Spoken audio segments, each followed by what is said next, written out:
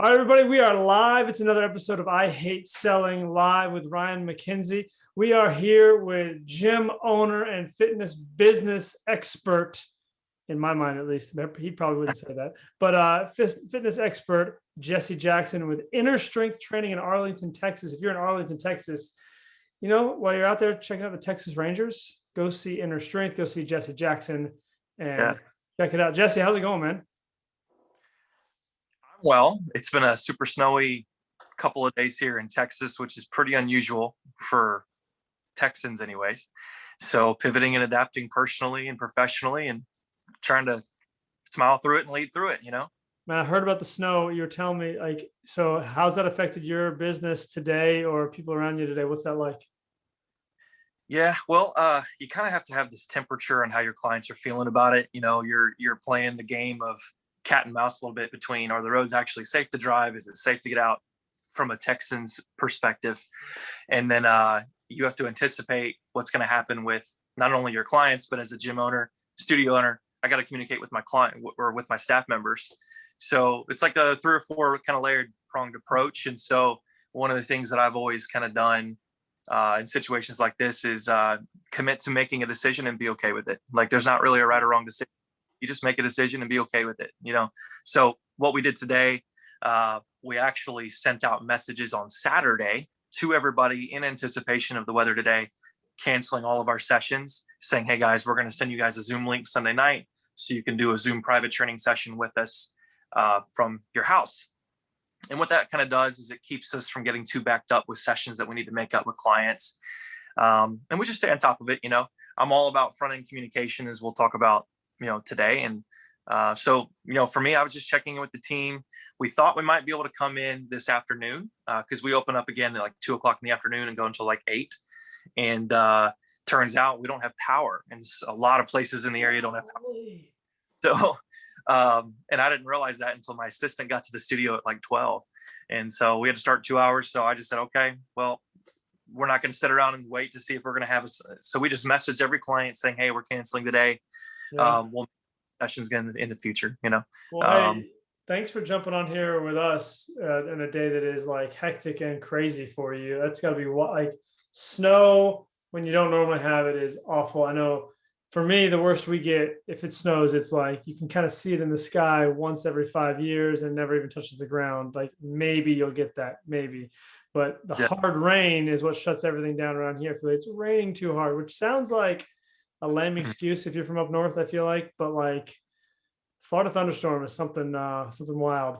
People are just don't know how to drive in it. I'm sure it's not nearly as dangerous as the snow, but it is it's a wild time. Ice on the roads and stuff. People like not knowing how to drive out there. Is it that crazy? Well, some of you guys may have seen like the national news a couple days ago. We had like that 55 car pileup in Fort Worth. Yeah, wow. Was that in Arlington? That was like 15 minutes further west of us. Wow. So it didn't really affect a lot of my clients or really any of them, but that kind of stuff, it just kind of makes people a little fearful of getting out on the roads. And so in a situation like this, I have to be empathetic to the challenges clients have, whether real or not, from my perspective, and just make decisions and be okay with it, so my team, their level of certainty and confidence is oftentimes based upon my level of certainty and confidence in what we're going to do. Yeah.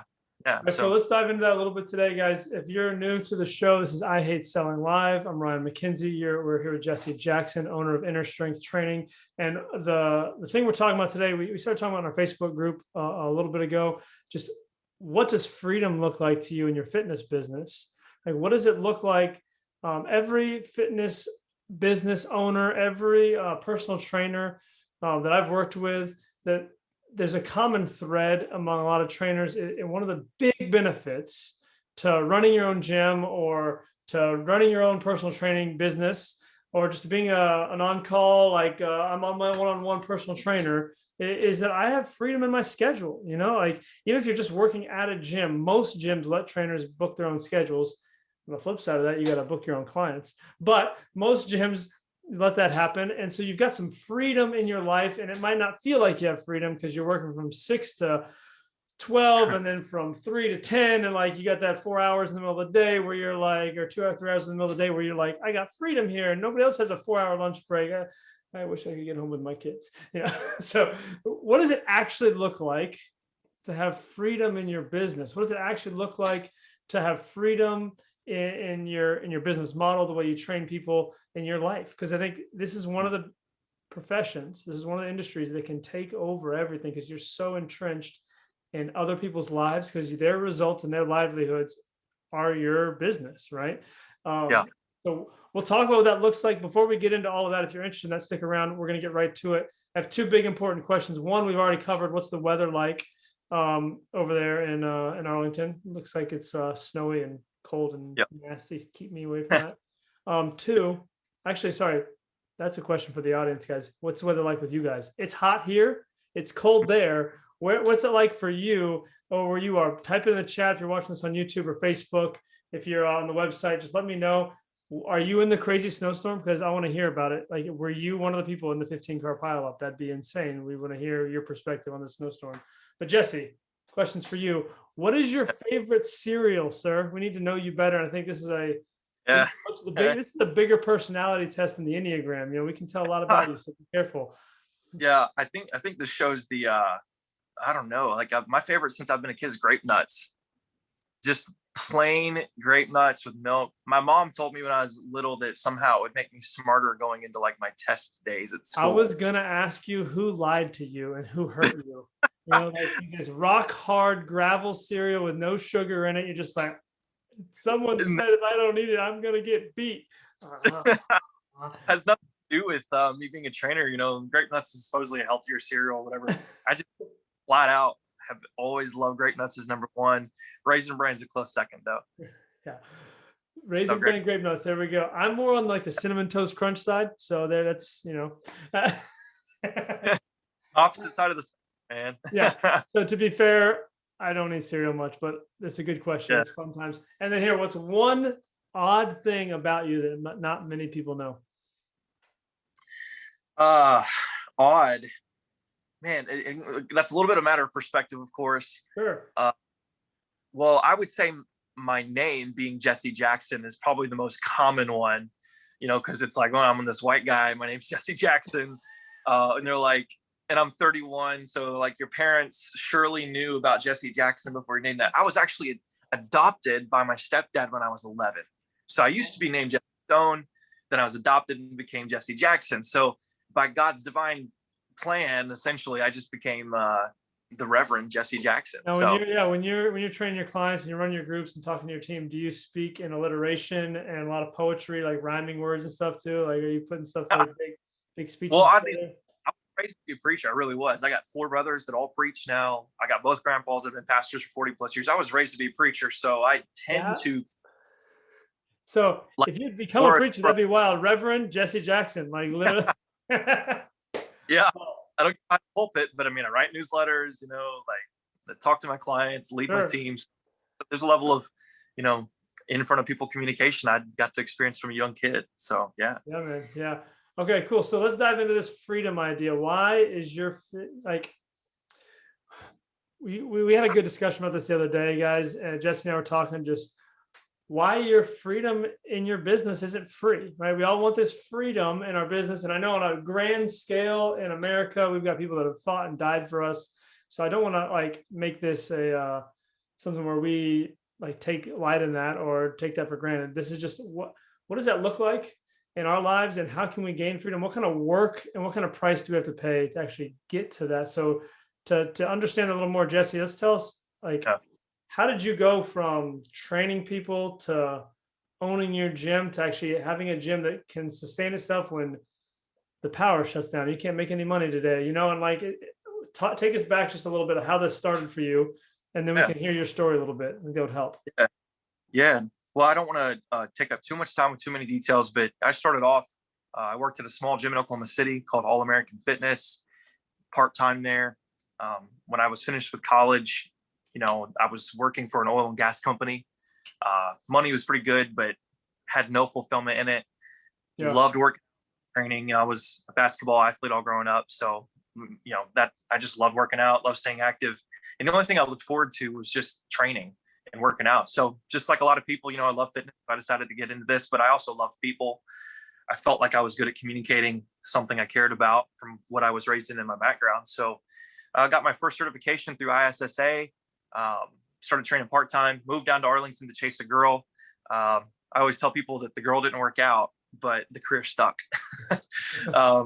So worked for 24 Hour Fitness for about 2.5 to 3 years, became a master trainer there, and just, they talk about in the trenches corporate gym model. I mean, I was that guy. I mean, I hired, and then within 2 weeks I had to sit down and start assessing and start selling. And what I had to rely on was all those skills of communication and persuasion and listening, in order to actually get clients. And so I started off at 24 Hour Fitness, and a couple years into it, I really genuinely felt, just to make a long story short, I felt like I had a calling to start my own business. I really did. I felt like I had entrepreneurial bug is just itching you, right? Just want to get out and get going. But I was honestly, man, I was pretty happy at the gym. I was working a ton. Don't get me wrong. I was there 70, 80 hours a week, 6 days a week. But I was also working, I was at the gym 60, 70 hours a week, and I worked part-time at a chiropractic facility doing chiropractic rehab. I was just, first 2 or 3 years of me being a trainer, man, I was just a sponge, soaking up as much textbook knowledge and reading everything I get my hands on, like nonstop. It's all, like, I swear, it's like all I thought about. It was kind of bad, but it's been an asset to me now that I was like that. And the chiropractor, when she had her facility, she, within a month of me saying, okay, I know I need to start my own business, I kind of had to keep it to myself because I didn't want to ruffle the feathers of the gym. That's that weird jump where you're like, yeah. And I can talk through that a little bit if you want me to, but the chiropractor had an empty room, and the room was a little larger than your average size of a bedroom. Okay. And she came to me and said, if you ever want to start your own business, that's there. And that came, like, that conversation happened within a week or two of me knowing in my heart, I need to start my own business. And I had never met that chiropractor. And so I was like, well, okay, well, how much are you going to charge me for it? And she said, nothing. Like, if you just want to start it, start it. And so I have to give praise to God first, and then say, I'm not here because of just myself. But so she let me literally say, oh, you have a place to train. Turns out one of my clients and her son, I was training both a mom and then her son, not together, but just in separate individual sessions. And I became pretty close with the son. He's like 3 or 4 years younger than me. I was his trainer, but it was kind of like he was like a little brother figure, because I was talking him through a little bit of stuff in his life. You know how trainers go. We kind of mentor our clients sometimes, and sometimes they mentor us. And I was just sharing, like, with my little bro, who happened to be a client, like, hey man, I'm going to start my own business kind of thing. I'm excited about it. Well, they're, again, I'm not trying to make this a religious thing, but they're believers just like I am. And when they heard about my vision, they said that, they prayed about it, and God put it on their heart to say, hey, whatever money you need to get started, up to $10,000, we'll give it to you. You just have to pay it back within a year. And if you pay it back within a year, it'll be interest free. And I was just like, I need $10,000. Oh, and so I was just like, I did, like, okay, so I have a place to train, people saying that they're willing to give me an angel investment. They don't have any ownership in my company. They just want to help me get started. That's it. Amazing. And so for me, that's how my story started. Is I was like, man, I got too many things that have unraveled for me, because I made the commitment to figure it out. I was like, I don't know how to run this. I don't know how to sign a lease. I don't know any of this stuff. I just know I love people. I'm willing to work. I know I've got more in me than what I feel I can accomplish here at this gym. And that was just me. Some people, you can still minister to people and do an awesome job in a big corporate gym, guys. Like, there's nothing lesser, more than doing your own thing. Like, being successful as a trainer doesn't always mean you've got to work for yourself. It doesn't. I think it's important people hear that, because there's a lot of push to do your own thing. That's great. Yeah. But it's not. There is a cost to it, and we'll talk about that. But yeah, so I didn't take all 10K. I think it was like $8,500 or something like that. Smart, but I looking back, I probably only needed $2,500. Like, I got more stuff than I needed to get started. I did end up paying the loan back within 10 months. So that was a huge win. And just started there. I had again, 350 square foot little studio. I had a couple trainers who were at the gym that were looking to get out and do their own thing. And they came in, and I asked the chiropractors, like, hey, I'm trying to get my business going. Are you cool if, they pay me to rent out this room and I pay you a little bit of what they pay me, just saying, hey, sometimes the worst thing you can do is just, Yeah. just ask and see what happens. So we outgrew that little room within a year and a half, literally moved downstairs in the same business complex and got a 1,200 square foot studio and built that out. And, so once I got started there, like within the first year or two, man, like the first 2 or 3 years of me being in business was just me like a dog for the first time outside of a cage. I was just like, what is this? How do I do this? 20s. I wasn't married. I didn't have a kid. Like, I just had nothing but young energy to just go, Sure. go. And Sure. I'm still a young guy now, but I had this, just 6 a.m. to 10 p.m. kind of grind every single day. And I feel like that's kind of what I needed, Yeah. and where, I didn't have any sort of time freedom or financial freedom 2 years into it, 5 years into it, even. Like, What's neat about what you're saying though is I think it can be very easy to hear your story and be like, well, sure, he made the jump because he had the connection with a free space and he had someone giving him money to go buy equipment or go update marketing or go whatever. But it's easy. I think it's very easy to write off other people's success because yeah. something happened for them or something Mhm. like just that doesn't happen for everybody. Sure. Yeah.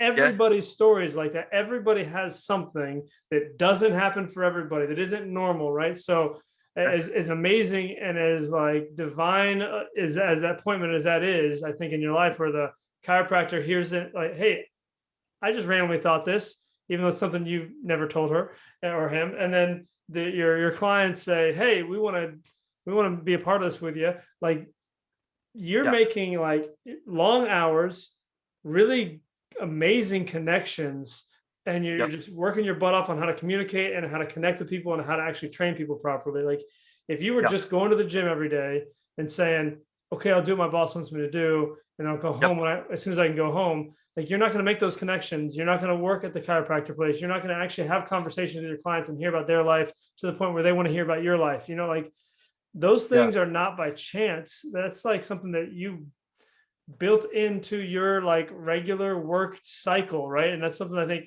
you opened up an opportunity to say, hey, again, I believe God does amazing things in our lives too. So I think you opened up an opportunity where you say, God, I'm ready for something. If you want to put it in my lap, I'm Hmm. putting myself in a place where you can, rather than like these people that sit here and they just stand in the corner. I got nothing. My hands aren't open. I'm not ready for anything. So why Yeah. don't I have anything? And we're sitting back here with our hands closed, cross arm, like how come they got everything? Rather than like, okay, I'm hungry.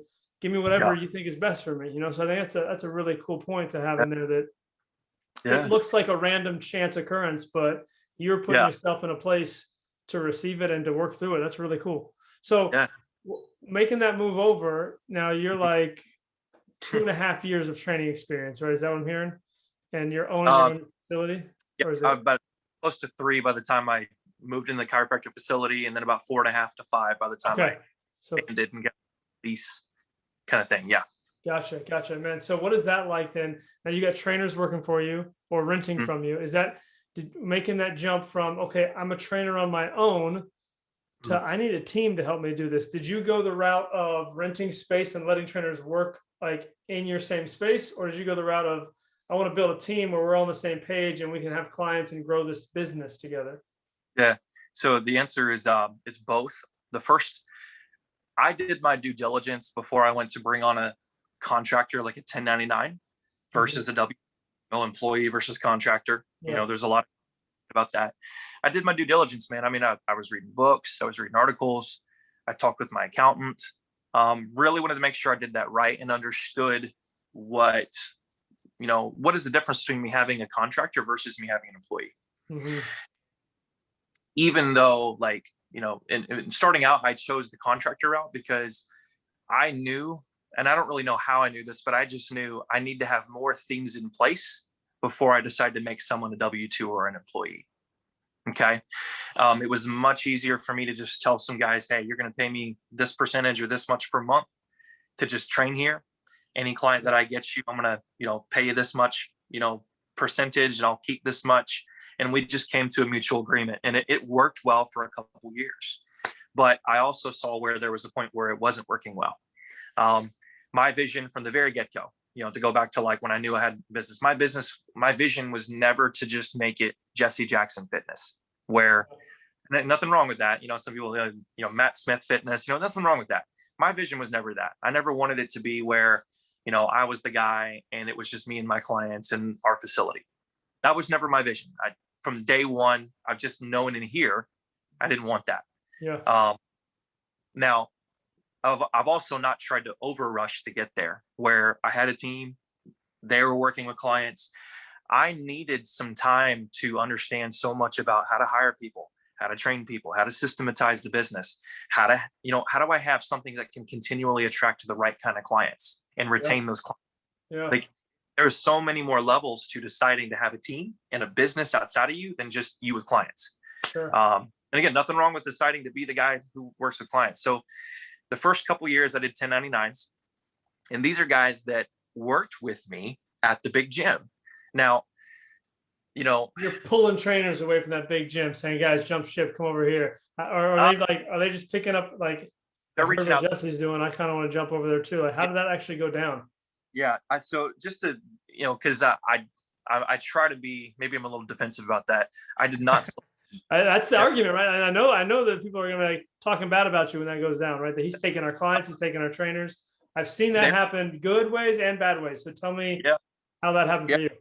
Yeah, no, it's important to talk about this stuff, guys, even if it's not always like, comfortable. You need to talk about it. So I didn't reach out to any of the trainers. I think when they saw me leave, and then they saw me like, oh, he's got to do that. They saw I had a facility. I felt some sort of a need to pay it forward. I just asked them all to do one thing. Like I said, hey, if you decide to come here, I just want you to try to present to me what your business plan is going to be. You're going to be your own boss. You're going to be a contractor. But are you ready to? And I literally said, hey, I've been doing this for 6 months to a year. Here's what I've been doing to make sure I can continually get clients. Yeah. And I just said, hey, are you ready to do this? A couple of them I said no to. Right. They're willing to come in and pay me. So, I mean, I kind of had a balanced perspective, and I kind of felt like, hey, if they're really wanting to leave, and this is something, it seemed like a right fit. It wasn't something I tried to force. Sure. So that's kind of how that all went down. To me, there was no solicitation. There was no, hey, you need to leave and come do your own thing. Screw this gym. Not at all how I tried to handle. That's good. That's awesome.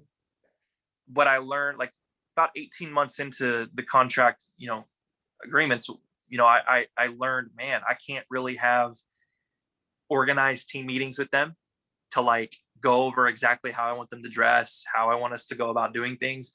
I had no brand control. Stop eating sandwiches on the gym floor. Shut up. I'm not your employee.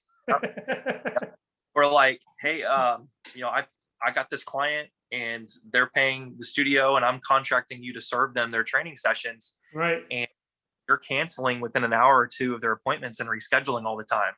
And I can't really control, so I went through enough hassles of 1099s where I said, okay, in order for me to really build something that I think I have more control over, just to be direct, more control over, I need to make people employees. And when I decided to go to W-2, I went to every single one of those guys.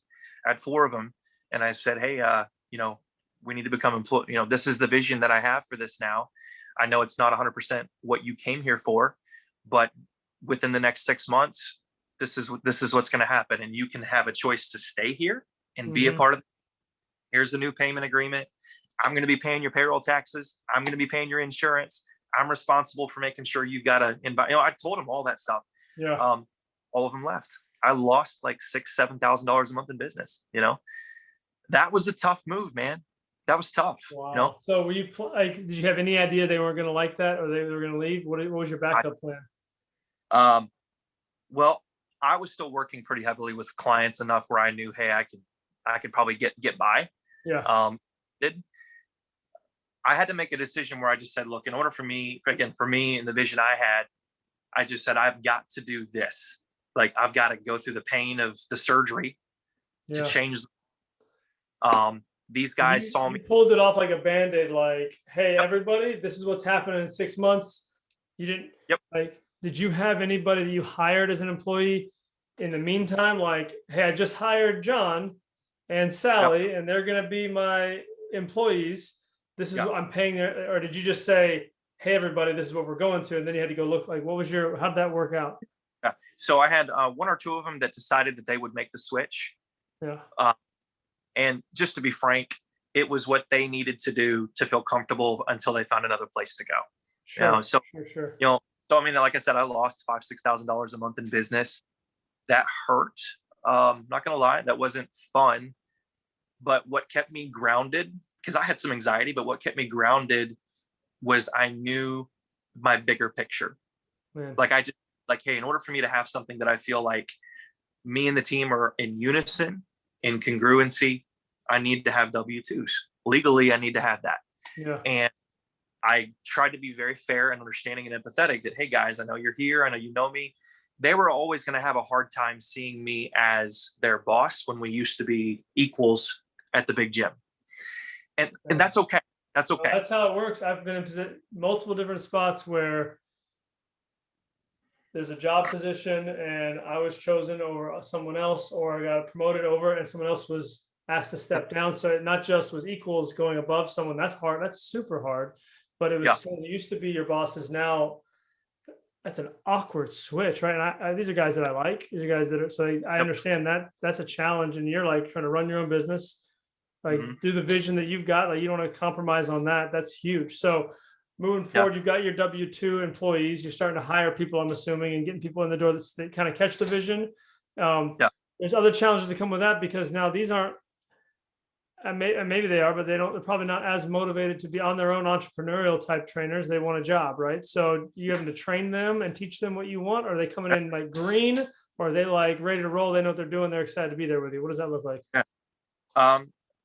Since I started about 4 years ago, having only W-2s, it's been a constant developing process.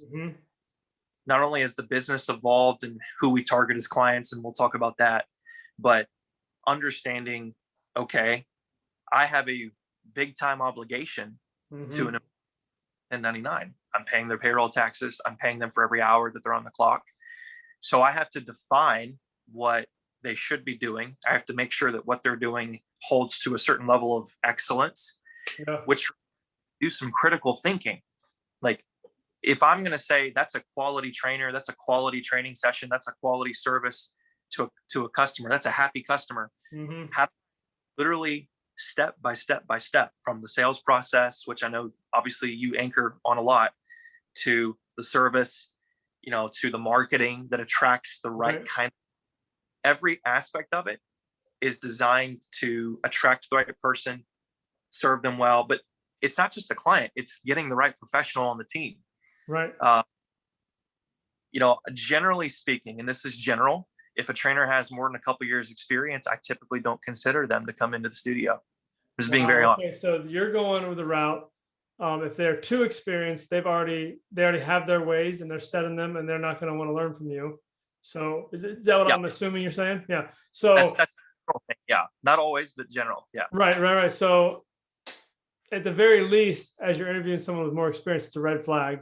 Rather than saying, hey, I want someone who technically gets it. They've been training for 5 to 10 years. They understand the business. They understand how to train people. They understand the way the body moves, the anatomy and physiology of it all, like the kinesiology, all that kind of stuff. They get it. You'd rather have someone who is a little more green. So the answer is yes. They don't come in with bad patterns or bad habits or, hey, well, this is how we did it here. If I somebody, and I've done this, man, I've brought in people that had years of, I got a staff member now who's been in the industry for 15 plus years. And how I went about her and talking to her was, hey, I respect and appreciate all the energy you've put into this industry. I think you've probably seen some things I haven't seen. You've got perspectives I don't have that can help this business be better. But at the end of the day, I just need to know, can you be a team player and follow the systems that I decided we're going to follow with your input? I want your input. Now, my final say is the final say, but you have to have a spirit of willingness. It doesn't matter if someone's green or 15-year veteran. If they don't have that spirit of willingness, where they're willing to be a part of the team, where they want to make this better, to to provide a good service to get the client results and give them a great experience, they're not going to be a good fit no matter what. They can have 30 years, 3 weeks. If the 3 weeks guy or girl is more willing and just, hey, I'm here, I'm present, they're going to be much better than that 22-year-old vet who, knows every aspect of the Krebs cycle, but, doesn't want to do what is best for your business. So you got spirit of willingness. That's the number one thing I look for, is the ability or the willingness to say, hey, I'm a team player, but what I have to provide in order to have that, just as a side note, is I got to make them feel respected, and heard. And I got to make sure that when I'm asking my team to do something, it's not just for the benefit of me. Yeah. Hey, I always attach what we're doing to the benefit of the client. And I also say, hey, if I let you get away with showing up late to work, I have to be okay with everybody. So I'm not trying to be hard. I need you to be, so you have to go about communicating in such a way where they know the why. Simon Sinek talks about start with why. Sure. That we always attach that to like some big grand, like the vision of, hey, this is why I'm doing my business. But sometimes you start with why when it comes to like correcting a team member, So anyways, I don't know how I got on that, but yeah. That's So good. That's really good. commitment. So now you get I'm walking through your process here. You're on to employees.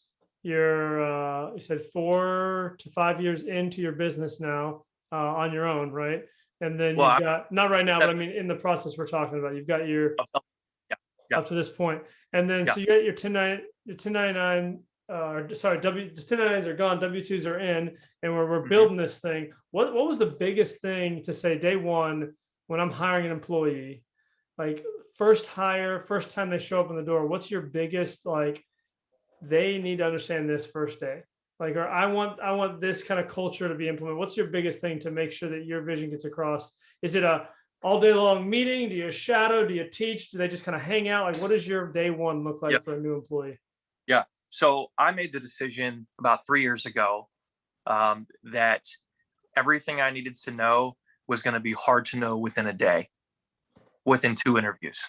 Mm-hmm. So how I have anybody that comes onto my team now does a 4-week internship, and they are paid. Awesome. And before, my process for bringing on a team member has been, whether they apply through Indeed or it's a referral from another trainer, whatever it is, I have them give me, hey, in 150 words or less, I just want you to write to me and tell me why you're passionate about being in the fitness industry.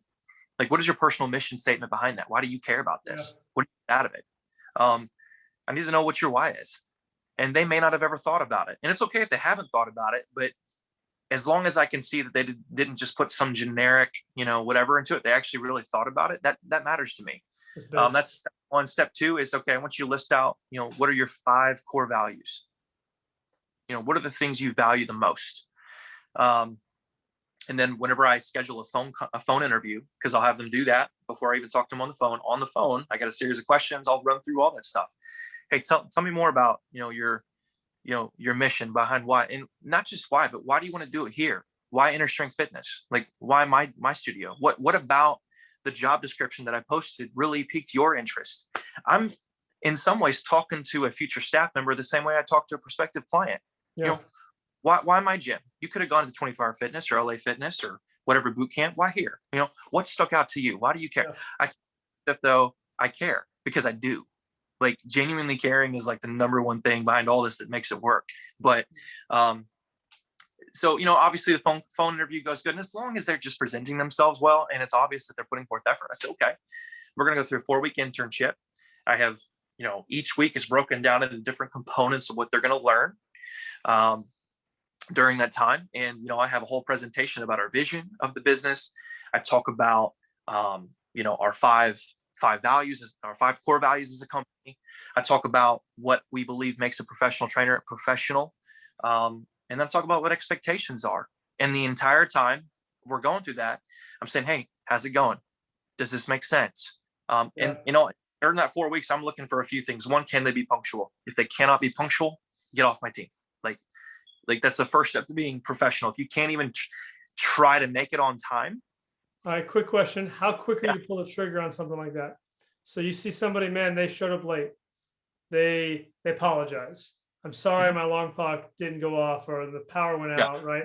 Yeah. Legit reason. I set it for PM instead of AM. I never do that. Like the stuff that everybody has done at some point in their life. Yeah. Some point you've shown up late and you feel like a jerk. Yeah. So I'm guessing you don't just get out of here first day. Like No, how no, no. many times do you let them finish the 4 weeks and then kind of evaluate the whole thing? Or is it like, all right, Sally, see you. How Yeah. soon does that happen? Yeah. It always depends, obviously, but like in the Sure. case, a new intern, potential new teammate has been late, I always just like to look for, hey, is there an apologetic spirit? An obvious, hey, I care. I know I'm kind of on trial here.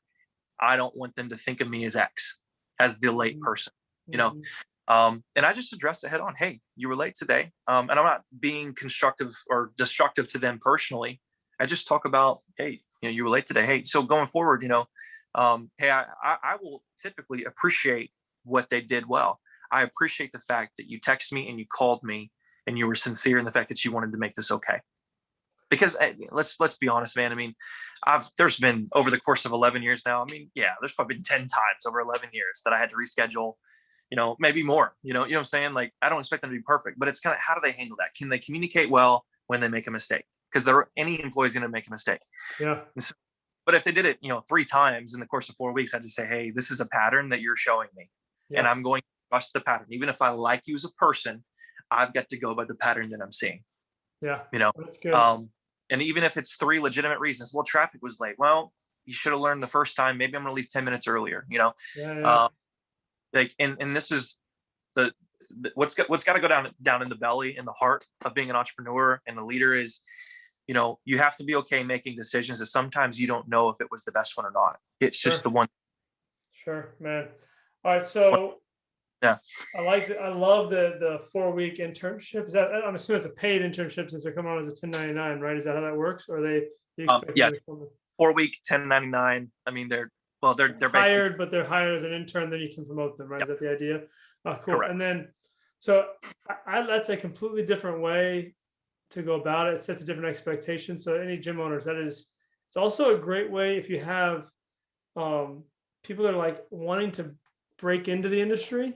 Like Hmm. every gym's got those clients that's like, man, I would do anything to work here kind of people. They're like your biggest proponents. And it's a big jump for them to say, well, I don't know if I can sell right away. You give them 4 weeks, 6 weeks, whatever it is, not as a stipend, not as a free reign to just come and work out in your gym and you get paid to do that. Like that's what a lot of gyms do is like, well, I'm going to pay you for the first 3 months and then you're going to have to get clients after that. And then surely enough, no one gets clients the first 3 months Right. until it's time to get clients. Then they go get clients.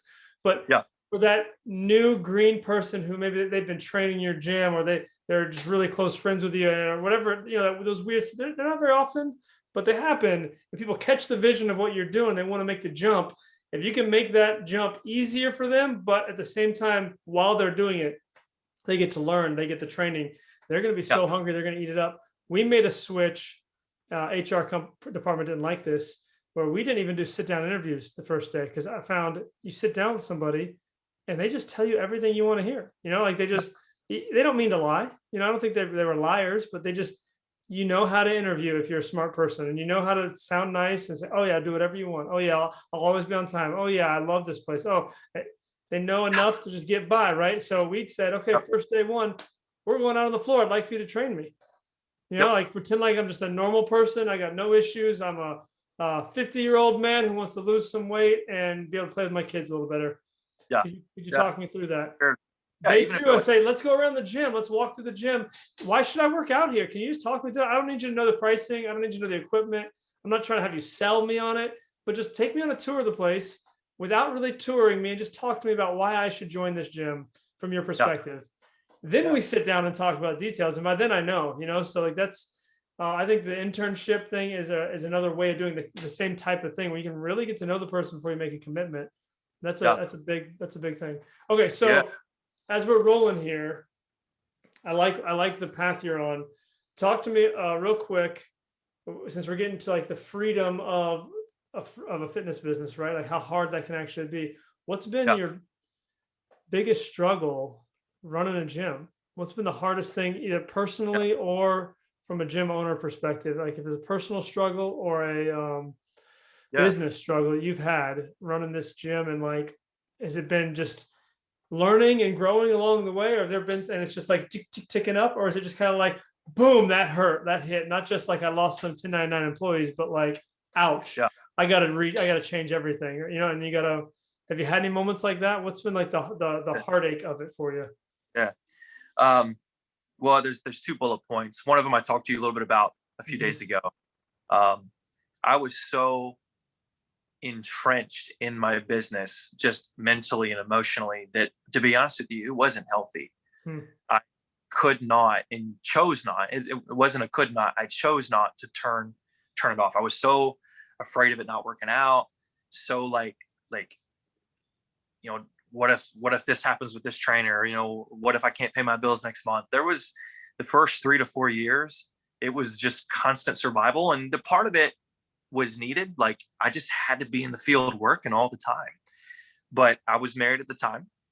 I got married like within the first year of me opening up my business, I did get married.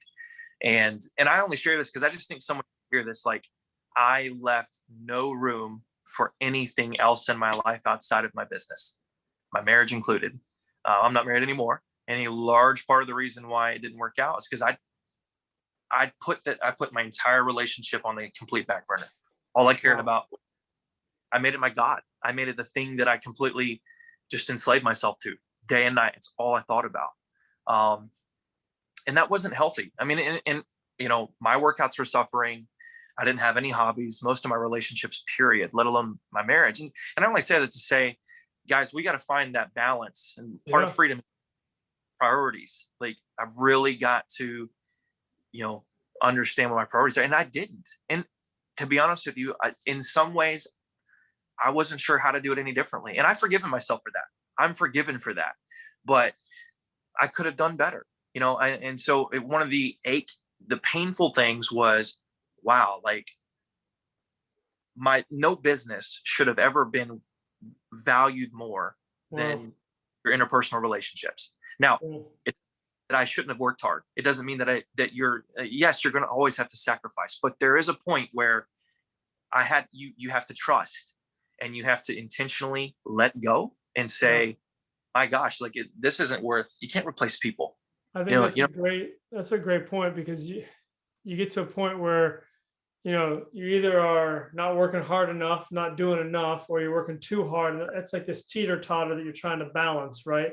Rather than just saying, okay, let's get off and take a step back and not ride this ride anymore, and step yeah, back and say, what is most important to me? Is it a yeah, successful gym? Is it to be the best trainer? Is it my family? Is it, and I think, to your point about what's your why, like when you ask those trainers that, that's a huge thing you can protect them against too. They say, man, I see somebody who's not working hard enough. I see somebody who's going to work way too hard, or I see somebody who's got a really great perspective of what they want their life to be like, rather than just what they want their job to be like. And yeah, yeah. way too many people have your story where they learned the hard way, and Mm, myself included, having times where my wife and I had to sit down saying, hey, you're going in at 6 in the morning, 5 in the morning, you get a yeah, 4 hour break, 3 hour break, where maybe if the kids and I can come to the gym and see you, we get to have lunch, then you don't come home till 10 at night. Like, we can't sustain this anymore. yeah, yeah, um, so yeah. there's days when I didn't see my son. I'm newly married at the time Yeah, and have a newborn son, and basically didn't see him for 3.5 days, because he's in bed before I get home. I go to work all day. He's in bed before I get home. I leave before he wakes up. And then by the time I get back home again, I got to put him down to bed. Like, those were not fun days. Sometimes yeah, those days are necessary. You have to do the long day. You have to do, so you can't just cut that sacrifice out completely. But where are you in that balance with your spouse, with your kids? That's a huge mhm, thing, man. I'm sorry you went through that. That's so yeah. tough. But it taught me a lot, Ryan. Like it taught me a lot, and I would say everybody has their own journey to go through with that. I mean, I think it's pretty popular now amongst business owner circles that balance is kind of a myth. But I also think that we get to continually work to create what it is that we want. We get to create that, and it's beautiful to get to pursue that. And Hmm. so one of the reasons why, like, my big why, like especially going through all that, is I do have a son. He's 3.5 now, and is I wanted to be able to know, hey, if could I pick him up from school? Can Yeah. I drive him to school? Can I go to his t-ball games? And Yeah. it's not even just 3.5. So a lot of this stuff hasn't really started happening that much. I was motivated 3 years ago, when he was an infant. So even whenever I knew he was on the way, to be like, I want to be more present in his life. Because I kind of, I felt at times, I was the guy. I was in the gym at 5, 6 a.m., wouldn't get home till 9 o'clock at night. I kind of resented it.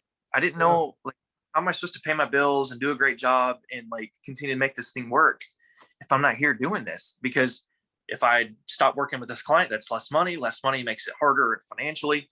So the second challenge was always balancing out resources of like my energy, money. There's only one of me.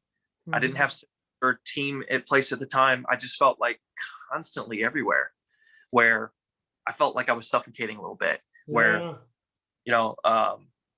it's like, well, shoot, like if I want to have my Friday nights off in order to like go out and have something fun each week or whatever, or have some alone time, it meant saying no to a couple clients. And another side note is, when I was working, for 5 or 6 years, I did nothing but one-on-one training. I got away from one-on-one training because I was just like, man, like there's hardly any flexibility, especially as you get busy with it. Like, hey, Mary, I don't have a 6 p.m., but I do have a 2 p.m. today. Can you come in? She's like, I'm working until 5, there's just hardly any flexibility of it. I can elaborate and talk a long time about why I personally don't like the one-on-one training model that much. Sure. I think there's value in it across the board, but we switched to a semi-private training model because I just felt like there was a lot more flexibility of scheduling for clients from a customer standpoint. So all the pain of like, man, there's no flexibility for the client. I feel like I'm capped on how many people I can work with. Yeah. So many things motivated me to constantly keep revitalizing my training model. So, going through the divorce, figuring out, man, I've got to have a business because I loved what I was doing. I loved running the business. I did, but to figure out like, okay, can I go on a vacation a couple times a year for 4 or 5 days and it be okay? Can I have a Saturday and Sunday weekend most weeks now? I'm not saying I'm not the kind of guy that's ever lived for the weekend. That's not ever been me. Sure. But I also live to work. And I'm okay with that. Like people, maybe they're familiar with Gary Vee or Grant Cardone and all this kind of like go. My thing is like, just do you. Like I'm not okay living to work. Sure. But when I'm there to get some stuff done. Yeah. You know what I'm saying? And I want it to be from my heart. Not everything I do I enjoy anymore. Like, but most of the stuff I do, I still love and enjoy. So there's definitely been a cost there. That's big. That's real big. Sounds like you learned a lot from it as well. So as we kind of wrap this talk, I want to talk about so much more of the semi-private stuff, like but let's hold off on that. We can maybe have you back on because I think you got a wealth of knowledge there too that's been successful for you. Where do you see Inner Strength going next? Like, what's your next big vision for this? Like, what is your goal? Yeah. So the first thing I think I would say is like, we do have a niche that we specialize in now. We are 50+ focus now in our studio. And I can elaborate more on that if you want me to, but switching to that niche allowed us to stand out to a marketplace that more often than not can afford your services on a longer term basis than your average 31-year-old. They're not as likely to, switch cities that they live in and take another job somewhere. They're more likely to be homeowners where they don't plan on moving anytime soon. Sure. Personally, I find them to be more enjoyable to work with, so switching to that particular, like if I was semi-private, but I was a generalist, I still think it would be really hard. I think it'd be kind of hard to get by, but niche where we're a hero for these people 50+ or older, and I say hero, meaning like, hey, like we're waving the banner. You fight for, yeah. Meaning I'm also willing to say, no, I'm not for the bikini girls on Instagram. Right. I'm not trying to go after Muscle Joe competing in bodybuilding competitions. Right. Not. I'm okay with that. So having that But that's niche how and you become a cool gym, Jesse. You have to have those clients. You got to have the Instagram models and otherwise who's going to hashtag your gym? How are you going to yeah, get new clients? yeah. Don't even get me started with that. There's that, you know what I'm saying? Like, there's a reason that market exists. There's some people that are awesome, and go after, if you're the kind of person, guy or gal, that wants to get all the followers, and that's a good model for you, then great. That is a route to success. Yeah. Having a bunch of followers means success. I just think it can be a catalyst to some business success. Sure. But anyway, so where I see it going in the future is, I've always had the vision of it being more than just, it's not named Jesse Jackson Fitness, it's Inner Strength Fitness. I can't talk a ton of details, but I do have a couple partners that I'm going into expansion with. That's cool. And we will be launching a chain of retail studios. We probably won't have this name anymore. We will be having a chain of retail studios specific for the age 50 plus community. Wow, very cool. Yeah, we have our own system of training that we've developed in-house for the age 50 plus folks that focuses on functional strength training, conditioning, personalization, community. That's always been my vision. I've always been the guy that says, hey, I'd love to have more locations. It's a big vision, but it requires a lot. I've got to be able to communicate at multiple levels within the organization. You got to understand the financials going into all that. You got to have a business model that is scalable beyond just one location. I've had to give my current studio periods of time. I literally intentionally did not go into the studio sometimes for a week or two at a time, because I wanted to see what problems will come up if I'm not there. Yeah. Yeah. And that helped me tweak it more and more and more to make sure that my team is empowered, my systems are tighter, clients are better communicated with from the start to the continuity of the service. So the vision for us is to continue to refine the service and then go into it with a couple of my business partners for some retail chain studios. That's cool, man. On halt for quite a while. Yeah. But within the next 5 years, I think we'll have 2 or 3 locations open up. That's exciting. All right, guys, if you're out there and you want to own an Inner Strength Fitness and help Jesse run this thing, I don't know if it's going to be, I have no idea. I don't want to press you for details if you're franchising this or if you are Sure. owning corporate locations, whatever, but it doesn't matter. Sure. If you want to be a part of this vision of the 55 plus, 50 plus community, and you like what Jesse's saying, and then talk to him. Wow, that's cool. I didn't even realize we were going to get to that. So I can sell for you right now, guys. Go buy Jesse's gym. All right, so I think it's a good place to wrap up now. We can pick up on what that 50 plus market looks like, what semi-private training looks like another time. If you guys would like that, leave us a comment below. If you are a trainer right now that is wanting to grow your gym influence, maybe take that step to move outside, I want to hear who here is a trainer. I'm a trainer. Who's a gym owner? I want to hear what was your big takeaway from Jesse today? Because what I'm hearing, man, is it requires sacrifice, but you better be careful what you're willing to sacrifice, right? And it requires hard work, but there needs to be a balance is probably not the right word, but just a real reason to why you're working that hard, and what you're willing to let go. I think that's a huge takeaway that if you don't mind us learning from your pain, I think that is a huge thing a lot of people could learn from now.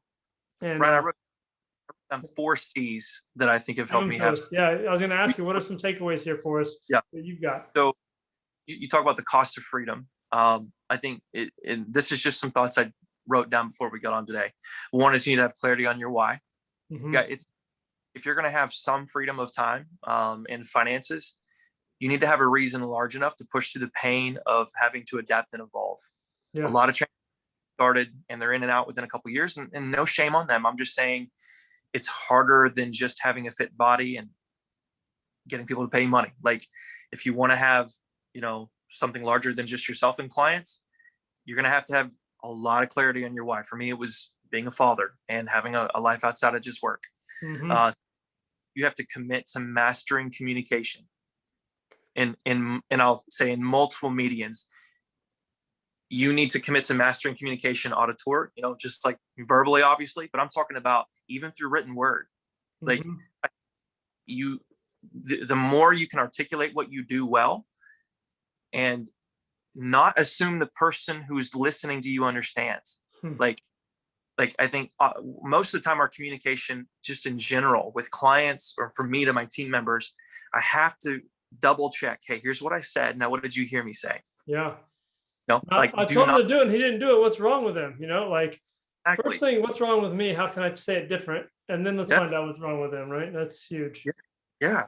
I think a lot of your problems in your business, whether you're one guy or gal with your clients online or in person, to me having a studio and employees, is you have to see front end communication is a huge part of my focus in anything in my business. Yeah. Because for me, it helps to prevent problems and set expectations and talk through things before they ever even come up.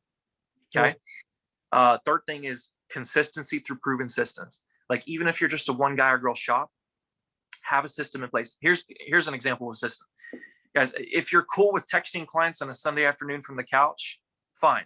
You keep doing that. But I wasn't. I felt like I couldn't get a break from clients. Like a system can be a form of boundaries for you. Sure. Hey, o'clock at night, I'm not available. Typically between 12 and 2 every single day. When you have that lag, or when you have an hour or two break, if you're that trainer that has an hour or two break, or 3 in the afternoon or whatever, you can hey guys, I typically respond to all messages within these times. And if you message me on Saturday, Sunday, I'll get back with you on Monday. Yeah. That is a system. And you can communicate that on the front end to set some boundaries. I like it. If a client messages you on Saturday, like, hey, thanks for messaging. So sorry to hear you won't be able to make Monday session. I'll get back with you then. You can set systems are not just like some robotic, this is how we do it, like Amazon on an assembly line thing. It can be your way of protecting like you. And if you communicate it on the front end, your clients typically don't have that much of a problem with it, right? And the last thing I'll say is control, letting go of it. It's good. You grow unless you understand how to let go of control. Now, that required something of me. I had to hire a team, pay the team, invest in my own education to know how to hire and train that team. I have to try. This is the guy who went from 1099 to W-2s for more control. And now he's saying to grow even more, I've got to let go of control. That's huge. Man, that's good. The right kind, in having this kind of control. But at some point, I got to just say, look, I'm not the guy, like, I didn't want to have the chicken restaurant. And 30 years later, I'm still the guy making the chickens. Yeah. I didn't want to be that guy. And if that's someone but I think it's going to be really hard to grow unless you understand, like, I got to invest in this to make sure it continues to grow. But then you also got to understand there's just one you, and you got to figure out where to let go of control. Now, it doesn't abandoning your business is different than just letting go of control. Mm-hmm. Letting go of, I've invested in a teammate. This, all these functions need to be done in the business. Letting go of control means I'm going to delegate and train and oversee so I can let go of control. But that means truly letting go of control. It doesn't mean I don't check in, always inspect what I expect with my team. That's good. But anyway, so those are 4 things that for me will carry on throughout the course of whatever happens in my, I like that. I like that a lot. Guys, if you've got comments for Jesse or questions, you want to reach out to him, drop a comment here. We'll connect you guys. That'd be huge. Inner Strength Fitness in Arlington, Texas. Jesse Jackson. Can't forget the name. Thanks, Jesse, for being here. Guys, if you have not downloaded your copy of I Hate Selling for the Fitness Professional, the 6 steps to making it big in the fitness industry. I think that's the title, something like that. But I Hate Selling for the Fitness Professional. That's my book. It is on Amazon. It's on Audible. Jesse's read it. That's how we connected. So check it out. You can actually get it free from my website if you like PDF books.